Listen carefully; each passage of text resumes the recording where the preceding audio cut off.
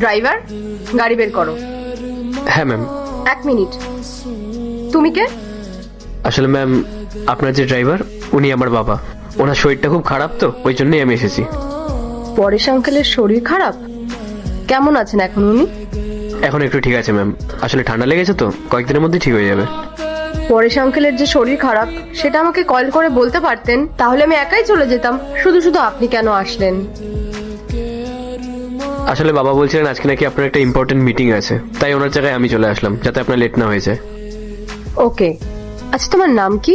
Ma'am, আমার নাম রাহুল। তোমার কি স্টাডি কমপ্লিট হয়ে গেছে? হ্যাঁ ম্যাম, এই জাস্ট 3 বছর আগে MBA কমপ্লিট করলাম। তুমি তখন থেকে আমাকে ম্যাম ম্যাম বলে ডেকে যাচ্ছ, আমার এটা একদম ভালো লাগছে না। আমরা দুজন একই বয়সী, তুমি আমার নাম ধরে ডাকতে পারো। আমার নাম মেঘা। আচ্ছা ঠিক আছে, চলো এবার যাওয়া যাক। হ্যাঁ আসুন। जिसने पूछा हमसे बिछड़े यार का, जिसने पूछा हमसे ম্যাডাম, স্যার আপনাকে ভেতরে ডাকছে। यार का, उसको may I come in sir? से ইয়েস, কাম ইন। रो पड़े, उसको सीने से लगा कर বসো বসো।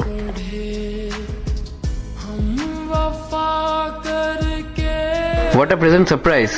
আমি তো জানতামই না যে আজকে আমার সঙ্গে যার মিটিং ফিক্সড হয়েছে সেটা তুমি।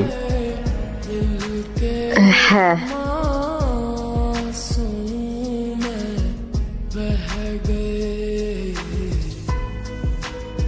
মেঘা, তোমার আগের প্রজেক্টটা আমার বেশ ভালোই লেগেছে, বাট আমার কোনো একটা জায়গায় মনে হয়েছিল যে ওই প্রজেক্টের মধ্যে বেসিক কিছু ইমপ্রুভমেন্ট করতে পারলে না প্রজেক্টটা আরো বেটার হতো। তাই আমি ভাবলাম যে তোমাকে সামনাসামনি ডেকে প্রজেক্টটা নিয়ে একটু ডিসকাস করি। আপনি কিছু মনে করবেন না, কিন্তু আমি কিছু বুঝতে পারছি না যে কিছুক্ষণ আগে আপনি আমার ড্রাইভার হয়ে আসলেন আর এখন এই কোম্পানির বস। আমি তোমাকে বলেছিলাম না যে আমার বাবা তোমাদের ওখানে কাজ করে, আর বাবার তো আজকে শরীর খারাপ ছিল, বাবা তো আজকে কাজে আসতে পারতো না, আর তোমার আজকে একটা ইম্পর্টেন্ট মিটিংও ছিল। তাই আমি ভাবলাম যে বাবার হয়ে আমিই চলে যাই, তাতে করে আমি তোমাকে অফিসে পৌঁছে দেওয়ার পর আমিও নিজের অফিসে চলে আসতে পারবো। স্যার, আপনি যখন এই কোম্পানির ওনার, তাহলে আপনার বাবা অ্যাজ এ ড্রাইভার কেন কাজ করছেন? আই নো তোমার মনের মধ্যে কি চলছে। আমার কথা শুনে, এইসব কিছু দেখে তোমার একটু অবাক লাগছে, বাট মেঘা, এই সব কিছু আমি এই রিসেন্ট কয়েক বছর হলে অ্যাচিভ করেছি। আর তার আগে আমার লাইফে অনেক স্ট্রাগল ছিল।